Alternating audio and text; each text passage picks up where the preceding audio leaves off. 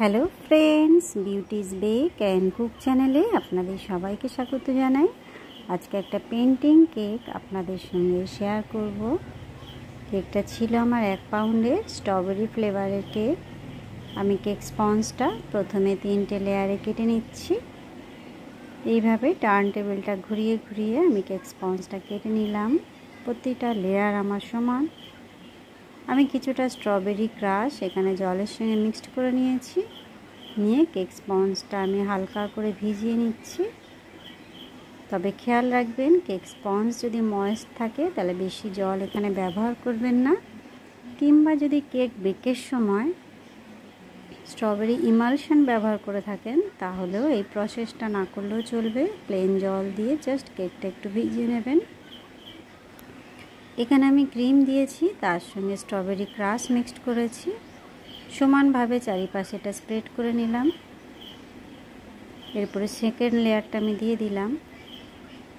যদি কেকের উপরে ক্রিম দিয়ে তার সঙ্গে ক্রাশ মিক্সড করতে অসুবিধা হয় তাহলে আলাদা পাত্রে ক্রিমের সঙ্গে ক্রাশটা মিক্সড করে নেবেন।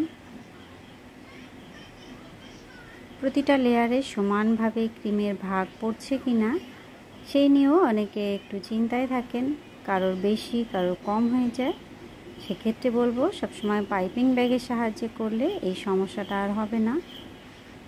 প্রতিটা লেয়ারে সমান ক্রিম থাকবে।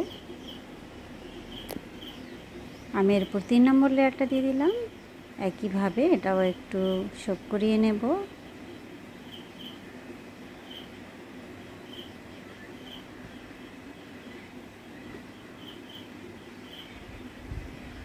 আমি এটা ক্রাম কোট করে নিচ্ছি। ক্রাম কোট করে আমি এটা 10 মিনিট ফ্রিজে রাখবো, কারণ এই ক্রামগুলো সেট হয়ে গেলে ফাইনালাইজিংটা সুন্দর হবে। নচেত অনেক সময় কি হয়, কেকের যে ক্রামগুলো থেকে যায় উপর দিকে উঠে আসে আর কেকটা দেখতে একদমই বেকার হয়ে যায়। সবসময় এই প্রসেসটা ফলো করলে কেকের ফিনিশিংটা সুন্দর হবে। আমি 10 মিনিট পরে এর ফাইনালাইজিং করছি। আমি সবসময় মিডিয়াম পরিমাণে ক্রিম ব্যবহার করি, কখনোই বেশি দিই না, কারণ এক এক ধরনের কাস্টমার এক এক ধরনের হয়। সেক্ষেত্রে মিডিয়াম পরিমাণ ক্রিম ব্যবহার করাই ভালো। এই কাজটা করার সময় আমি যথেষ্ট টাইম নিয়ে ধীরে সুস্থে করি, কেননা ফাইনালাইজিংয়ের উপরেই ডিপেন্ড করে কেকের লুকটা। এই সময় তাড়াহুড়ো করলে হবে না, অনেক সময় কেকটা নষ্ট হয়ে যেতে পারে।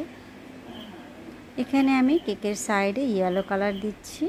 ক্রিমে হালকা করে আমি ইয়েলো কালার মিক্সড করে নিয়েছিলাম, সেইটা একটা হালকা কোটিং উপরে দিয়ে নিলাম। উপরটায় আমি দেব না, এটা একটা স্ক্র্যাপার দিয়ে সাইডটা সমান করে নিলাম।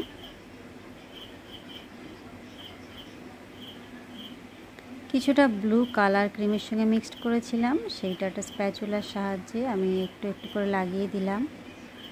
দিয়ে প্যালেট নাইফের সাহায্যে এটা দেখুন কিভাবে আমি টানছি। খুব চাপাচাপি করলে কিন্তু পুরোটাই খারাপ হয়ে যাবে, একদম আলতো হাতে করতে হবে। কেকটা সেট হয়ে গেল কিন্তু তখন এই কাজটা করতে পারবেন না, সেই জন্য যখনই ফাইনালাইজিং করবেন তখনই এই ধরনের ডিজাইনগুলো ট্রাই করবেন।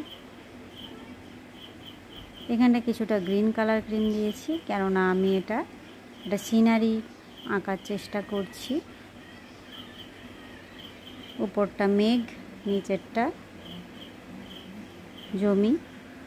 এখানে আমি চকলেট গানাশ নিয়ে নিয়েছি, নিয়ে একটা গাছ বানাচ্ছি।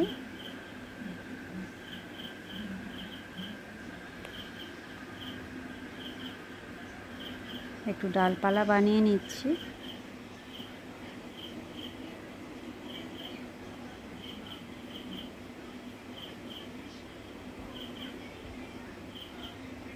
এর আগেও আমি গ্লেজ জেল দিয়ে পেন্টিং কেক আপনাদের সঙ্গে শেয়ার করেছি, সেটাও যদি আপনারা দেখতে চান আমার চ্যানেলে সে ভিডিওটা আপলোড করা আছে।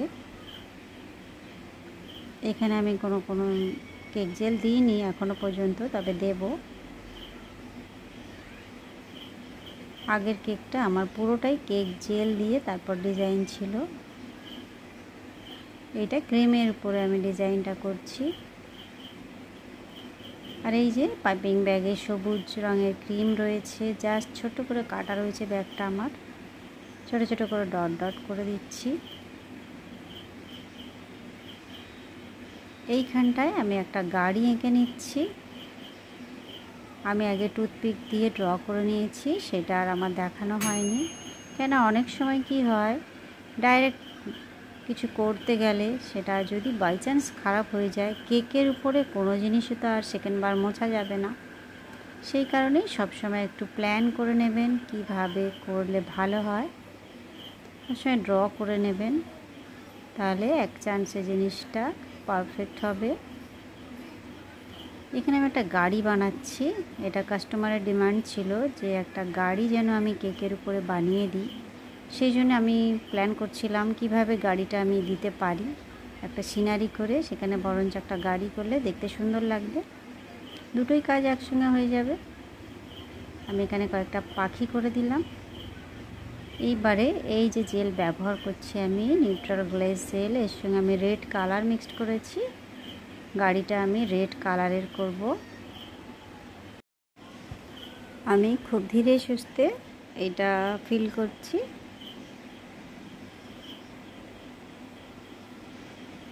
গ্লেজ জেলের সঙ্গে আমি জাস্ট কালার মিক্সড করেছি, এখানে কোনো জল কিন্তু আমি জেলে মিক্সড করিনি। জল মিক্সড করলে অনেক সময় কী হয় সেটা স্প্রেড করে যায়, দেখতে বাজে লাগে। আর এটা হচ্ছে হোয়াইট কালার মিক্সড করেছি জেলের সঙ্গে। জানলা দুটো বানিয়ে নিলাম। এবার একটু মেঘ বানিয়ে দিচ্ছি। এটা সাদা ক্রিম, পাইপিং ব্যাগটা জাস্ট ছোট করে কেটে নিয়েছি, নিয়ে মেঘটা বানাচ্ছি।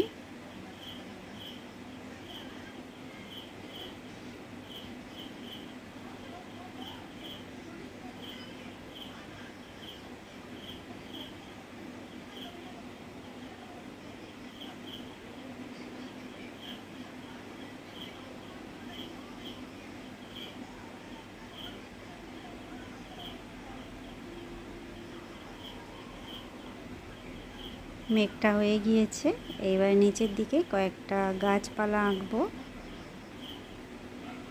এটা লিফ নজেল লাগানো আছে আমার পাইপিং ব্যাগে, জাস্ট একবার করে সোজা টেনে নিয়ে আবার বাঁকিয়ে দিচ্ছি, যার ফলে দেখুন কি সুন্দর একটা সুন্দর গাছ হয়ে যাচ্ছে।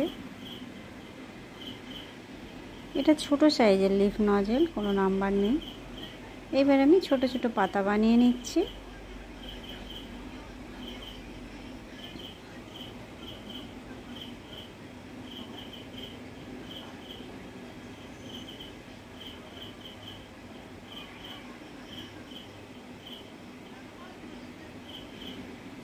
নিচে একটা বর্ডার করে নেব, কেননা ভীষণ খালি লাগছিল। জাস্ট আপ ডাউন বা আগে পিছে যেটা বলবেন সেইভাবেই আমি করছি। ব্যাস, এইবারে কয়েকটা ফুল বানিয়ে দিচ্ছি, ছোট ছোট করে ডট দিয়ে দিচ্ছি এই জেলটা দিয়েই। গাছেও একটু দিয়ে দিচ্ছি যেন আর একটু দেখতে ভালো লাগে, ছোট ছোট ফল যেরকম গাছে থাকে সেরকম কিছুটা।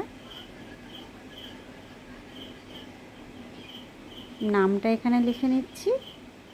এখানে চকলেট গানাশ দিয়ে আমি করছি।